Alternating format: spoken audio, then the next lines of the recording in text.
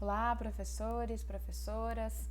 Para a gente começar a nossa reflexão, eu acho que uma pergunta muito importante seria o que é moda? E para a gente pensar o que é moda, a gente vai colocar a moda enquanto um objeto de estudo. Analisar a moda enquanto um objeto de estudo. A moda, como nos falou Pierre Bourdieu, é um objeto de estudo ao mesmo tempo prestigiado e aparentemente frívolo. Então, seria a moda um objeto de estudo digno de ser apreendido? A moda, por muito tempo, foi um objeto omitido das reflexões das áreas humanas, das áreas de humanas, mas os objetos eles são elevados à categoria de legítimos de acordo com o momento histórico que também determina sua hierarquia. A moda foi por muito tempo um tema marginalizado, de fato, considerado uma questão pertinente apenas às classes economicamente superiores, um sinônimo de imposição simbólica de uma elite sobre o restante da população, um objeto emblemático na luta social de classes. A raiz dessa perspectiva pode ser encontrada no processo histórico. Então, desde o surgimento do conceito de moda, apresentado pela maioria dos pesquisadores como o período do Renascimento, no decorrer do século XVI, quando a introdução de novas formas da indumentária competia as classes superiores e logo que fossem copiadas pelas classes inferiores, perdiam seu caráter distintivo. E aí esses grupos tidos superiores corriam para rapidamente buscar se diferenciar. Isso fez criar um movimento de cópia, inovação, cópia. Então, copia e nova copia, que é um grande movimento característico da moda. O processo de desenvolvimento de vestuário em larga escala, que se consolidou após a Segunda Guerra Mundial, possibilitou a difusão da moda para toda a sociedade. E o movimento característico do seu nascimento, então esse movimento, criação, cópia, criação, se acelerou.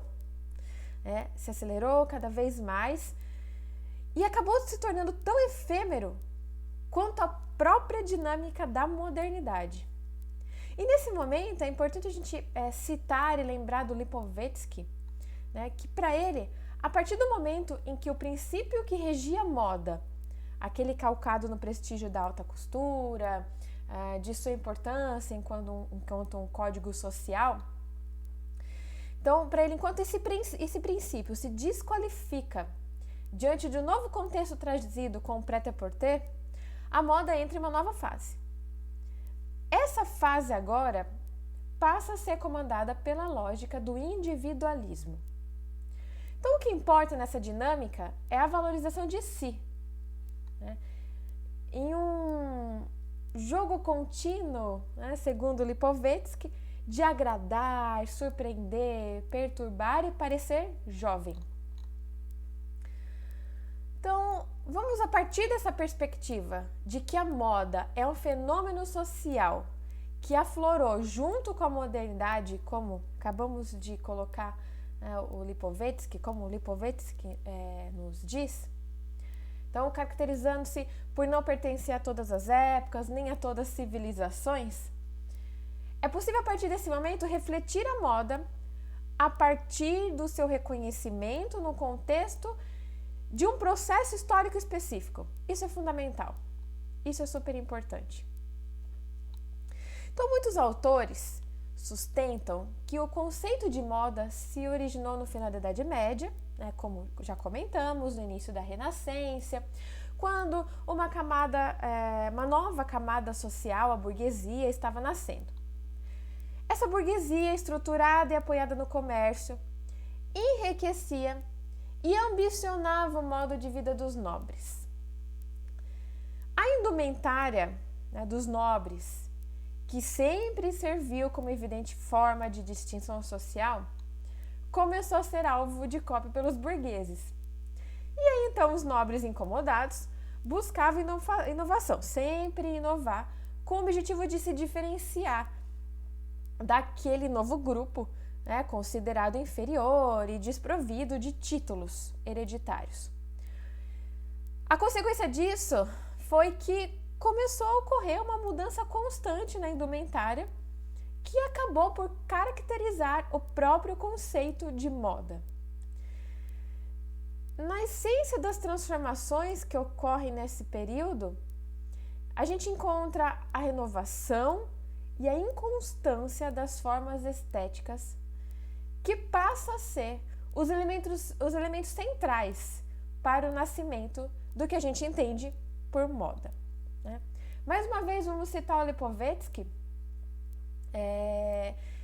O Lipovetsky, ele nos diz, né, que no final da Idade Média, até a metade do século XIX, é o momento em que a gente identifica a fase inaugural da moda. Então, é quando as suas características ainda se restringem a um grupo específico, que monopoliza o poder de iniciativa, o poder de criação. O Lipovetsky, ele diz que o conceito de moda só vai aparecer, né, mais tarde, em um momento em que se impõe uma nítida diferenciação das vestimentas segundo os sexos, né? Que é nesse momento, a partir do momento que as vestimentas passam a se diferenciar segundo os sexos, né? É o momento em que a gente vai ter o início do que seria a moda. O Simmel, né, que tem uma importante obra sobre moda, ele vai apontar a lógica da imitação-distinção como motora da moda. E ele vai defender que aqueles grupos de classes superiores, né, fazem uso da moda como uma ferramenta de distinção social. E esses mesmos grupos, eles abandonam as modas por eles mesmos criadas no momento em que essas passam a ser apropriadas por indivíduos considerados de grupos inferiores. Então, é inevitável, nesse contexto, né, que a imitação pelas classes consideradas inferiores fosse constante. Mas, apesar disso, as marcas estão postas, né, e os padrões são sempre bem definidos. Já o Lipovetsky, né, ele vai acreditar que acima dessas lutas simbólicas de classe, o surgimento de moda, ele vai se tornar, esse surgimento, né, se torna realidade quando a valorização do novo e da individualidade humana se tornam centrais em um contexto em que valores e questões culturais passam a sofrer transformações influenciadas por um novo cenário, o da modernidade. Então, se a gente seguir nessa linha, como a gente já comentou, não tem como a gente pensar moda sem pensar a modernidade, né? Então, ele vai afirmar que a moda, no sentido moderno do termo, né, como a gente conhece, vai se fortalecer na metade do século XIX.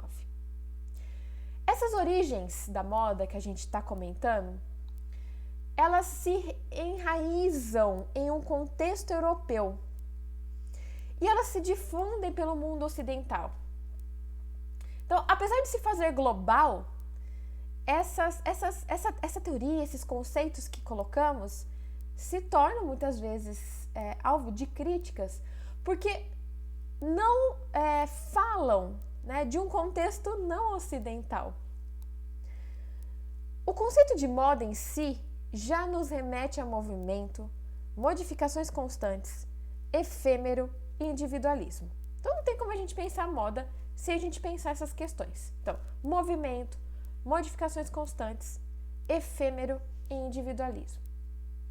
Então, esses trabalhos, né, que enraizam o surgimento e a proliferação da moda a partir de um contexto europeu, o fazem apoiados na diferenciação entre moda e costume. Lembrando mais uma vez do que a gente acabou de falar, que moda seria então movimento, modificação constante, efêmero, individualismo.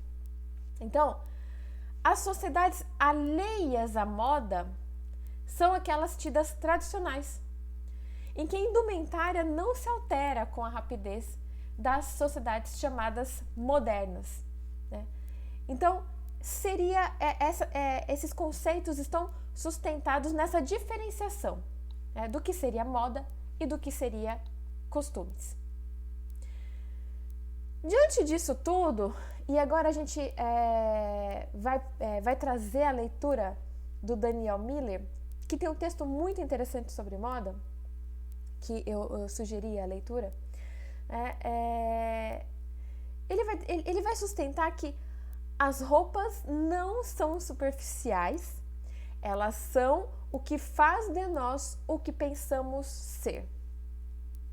Se a gente pensar nessa afirmação do Daniel Miller, nos debruçar sobre o objeto da moda, né, sobre esse objeto de pesquisa, como colocamos no começo da nossa fala, nos parece tão legítimo como qualquer outro objeto.